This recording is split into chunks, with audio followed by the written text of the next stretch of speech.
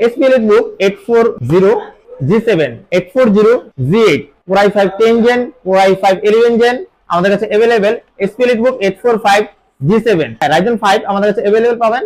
G8, G7, Intel বলেন, Ryzen বলেন, সবগুলো আমাদের কাছে প্রোডাক্ট अवेलेबल। একদম ফ্রেশ কন্ডিশন পাবেন, অথেন্টিক প্রোডাক্টগুলো পাবেন। 16GB RAM 512GB SSD available. যারা কিনা 16256 চাচ্ছেন তারাও কিন্তু নিতে পারবেন। আর ফ্রেশ কন্ডিশন পাবেন, সাথে অরিজিনাল চার্জার পাবেন। এছাড়া যারা G9 চাচ্ছেন আমাদের কাছে G9 কিন্তু अवेलेबल পেয়ে যাবেন।